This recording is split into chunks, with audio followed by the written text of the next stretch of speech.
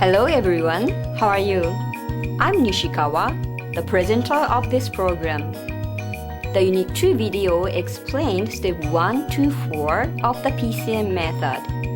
This Unit 3 explains each of Step 5, Project Design Matrix PDM making, Step 6, Action Plan making, Step 7, Monitoring, and Step 8, Evaluation.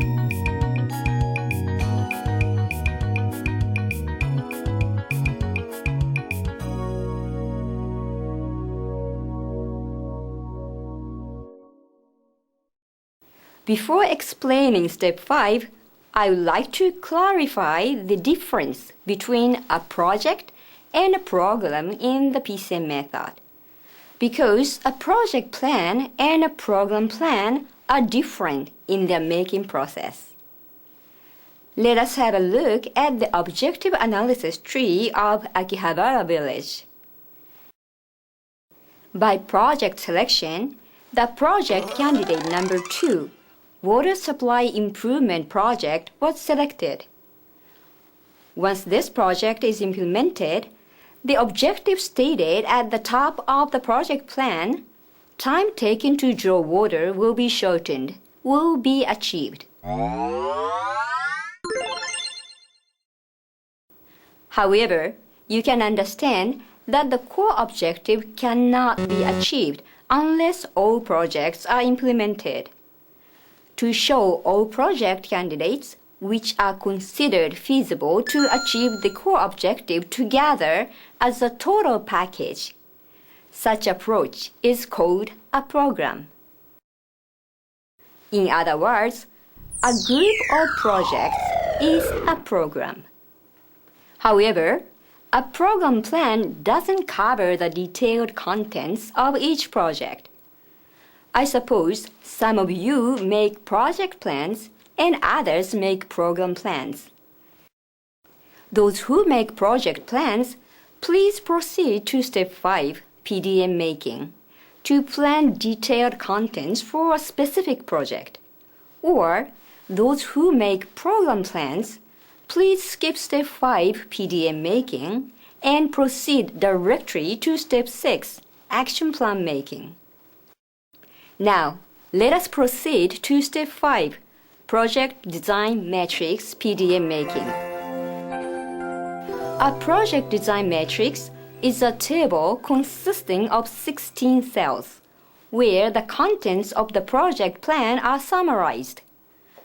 In the header of matrix, relevant information is indicated, such as the project name, duration, target area, target group, and creation date.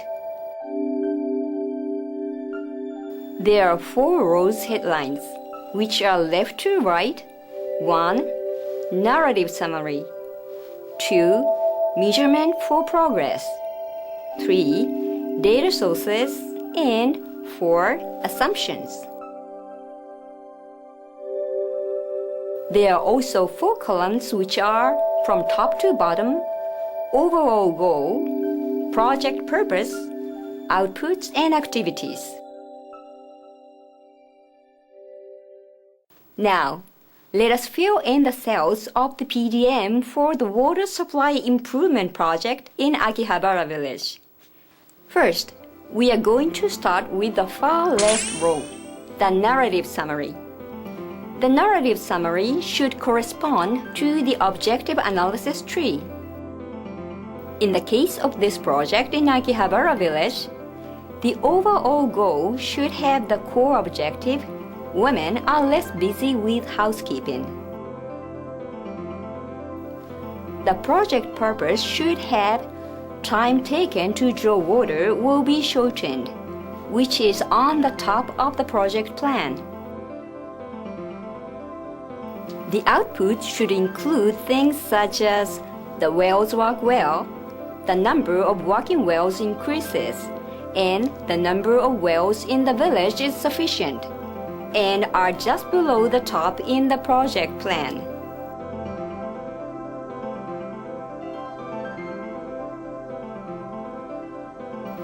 The section under these outputs is for activities. The contents of these activities cells will be the base for the next step, an action plan.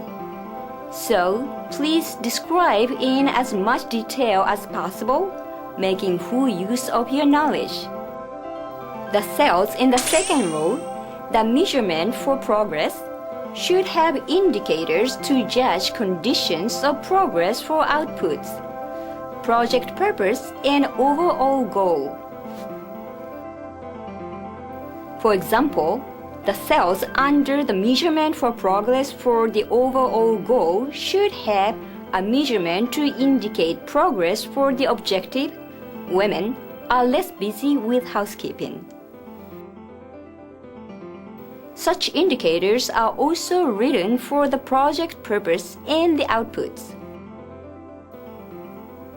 The cells in the third row are for data sources, which should have the origin of information for measurement for progress, such as a sampling survey report, a villager's interview survey report, a report on the results of actual counting on the site, and so on.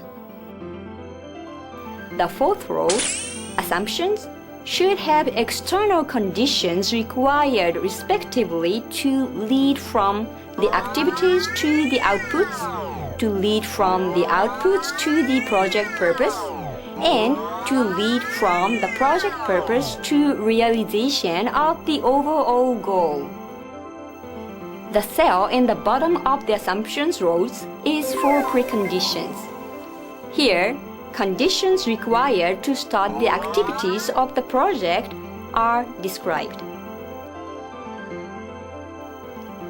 The cell in the middle of the bottom column is for inputs.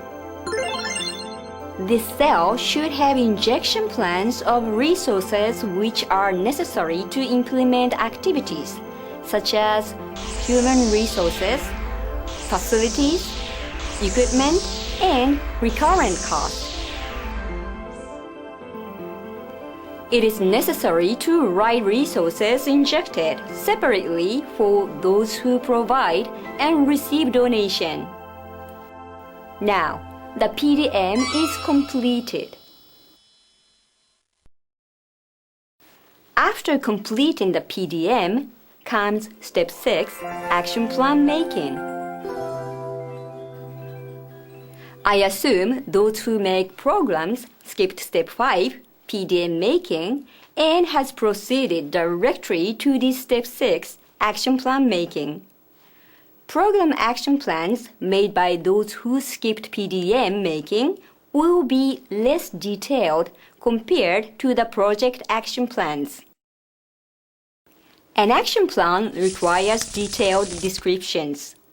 Generally, descriptions of the program or project in an action plan are as follows. 1. Background information, such as sector, region, organization. 2. Their issues and problems. 3. Their principle and objectives. 4. The implementation plan of the organization. 5. The content and details of activities and individual responsibilities. 6. Action plan framework. 7. A summary table of the action plan.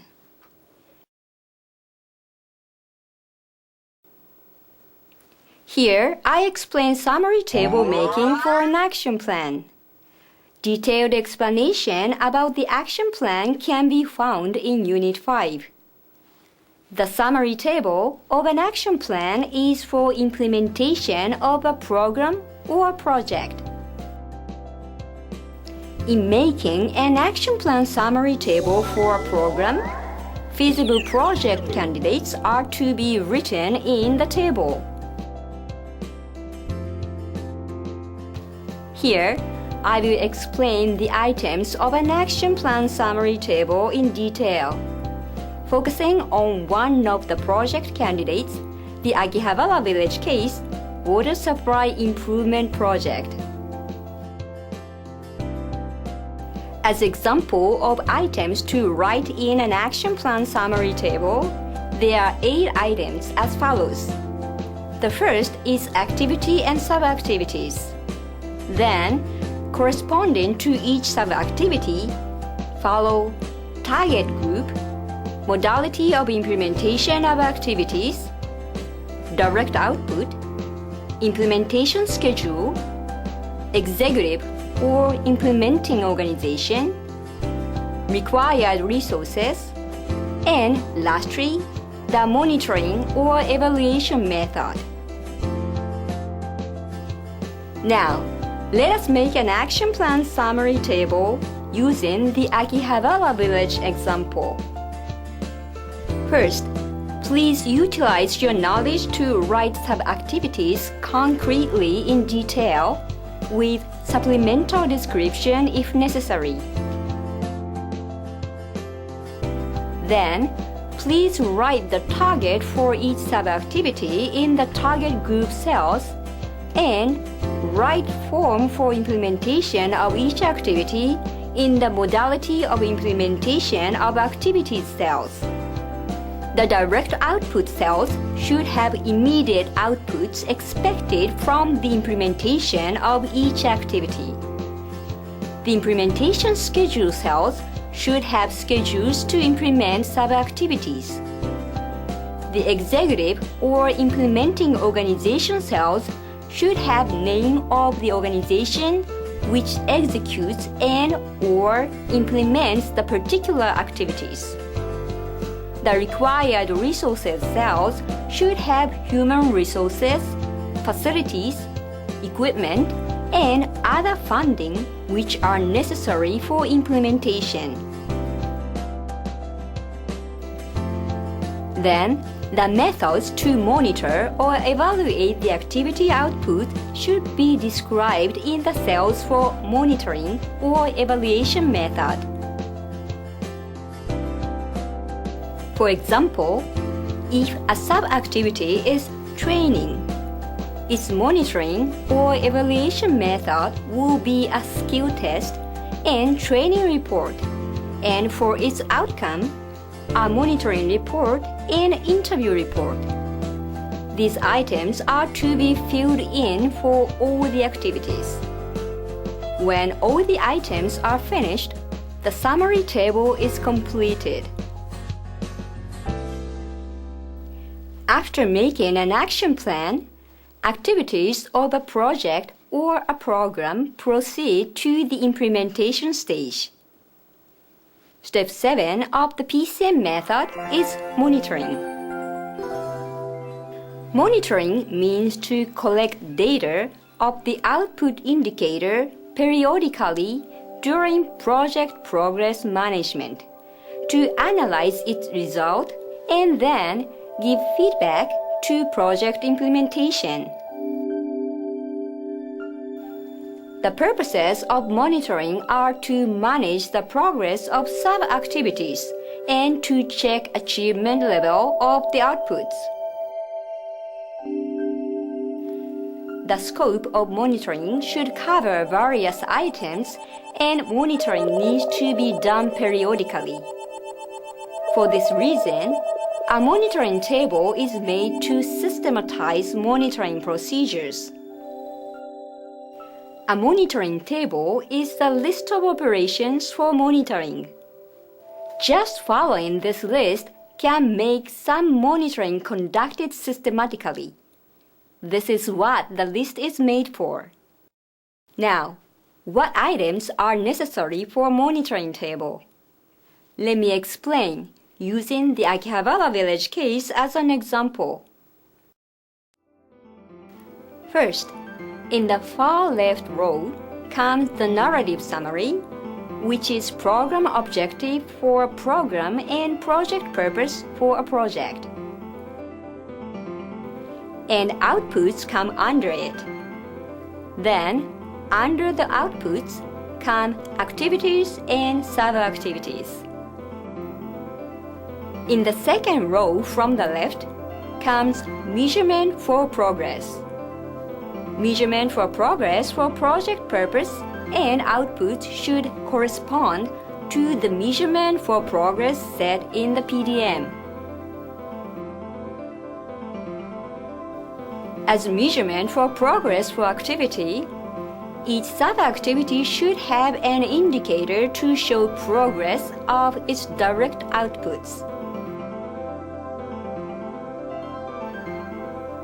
The third row from the left is for data sources.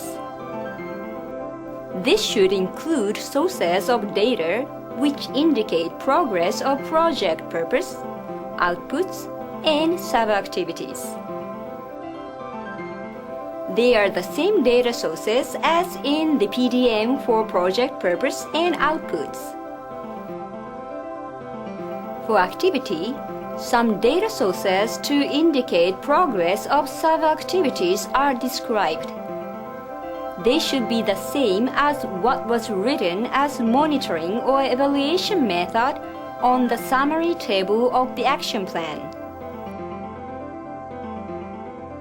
However, for budget, human resources, and facility and equipment, it is necessary to collect data referring to the resources required on the action plan summary table as they are relevant to all activities.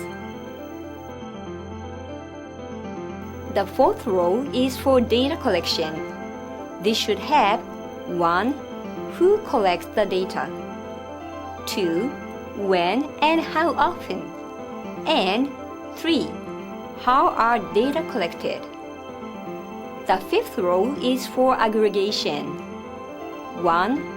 Who aggregates? 2. When and how often? 3. What method is used to aggregate? Then, the sixth row is for appraisal or decision making. 1. Who appraises and or makes decisions? 2. When and how often? The seventh, the last row, is for communication of decisions.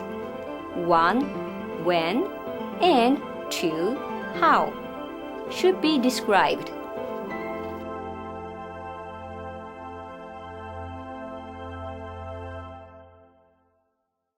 Following this monitoring table, progress management is done at the same time as project resource management. Data described on the monitoring table are collected periodically, their results are analyzed, and if deemed necessary, the activity plan of the project is changed. This is how a project is implemented. The last step in the PCM method is evaluation. Evaluation in the PCM method is work to evaluate the results and outcomes drawn from implementation of the project regarding 5 different criteria. Evaluation reveals various recommendations and lessons learned from the implemented project. And it is expected that feedback from such recommendations and lessons learned is utilized for the second phase of the same project or for formulation of similar projects in the future. The 5 criteria for evaluation are efficiency, effectiveness, impact, relevance, and sustainability, which are the evaluation standards set to unify the value judgment standards of evaluators. A program or project has activities, outputs, purpose, and overall goal. How efficiently was the activity reflected or led into outputs? Efficiency is evaluated from this aspect. How much useful is the output to achieve the project purpose? Effectiveness is evaluated from this aspect. How much positive and negative impact was made upon the target group by implementation of the program or project? This is evaluated as impact. What does implementation of the program or project mean to the needs of the community and the development plans of the government. This is evaluated as relevance. And is the implementing organization of the project continuing any similar activities even after completion of the project? If so, how much have they achieved their objectives and what impact and relevance were given? This is evaluated as sustainability.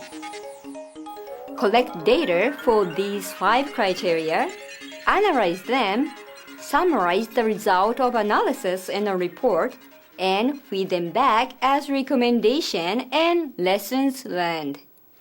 That's all for Step 8 of the PCM method, evaluation. We have just been through with explanation of Step 5 to 8 of the PCM method. Now, let us review this unit. A program is a group of 2 or more projects in the PCM method. Among 8 steps of the PCM method, Step 5 is Project Design Matrix PDM making. Step 6 is Action Plan making. Step 7 is Monitoring. And Step 8 is Evaluation. Step 5, PDM, is a table showing a summary of the project contents, which consists of 16 cells. The table has 4 rows, which are, from left to right, 1. Narrative summary, 2. Measurement of progress, 3. Data source, and 4. Assumptions.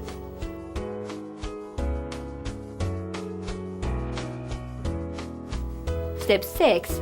Action plan is a detailed plan of activities to implement the project, with activity content, schedule, and targets described. Step 7 is monitoring. Monitoring is work to collect information in a continuous and periodic manner to grasp the progress of the project, analyze the results, and reflect it on course adjustments for the project. The last step of the PCM method is evaluation. It is work to evaluate the result and outcomes obtained through implementation of the project using 5 criteria for evaluation. That's all for the review of this unit. This Unit 3 video explains Step 5 to 8 among the 8 steps of the PCM method. The next unit, Unit 4, introduces an actual case where participants of PCM training went through the process from action plan making to presentation. Those who would like to know more about PDM and action plans, please watch Unit 5. Those who would like to know more about monitoring and evaluation, please watch Unit 6. See you again. Bye.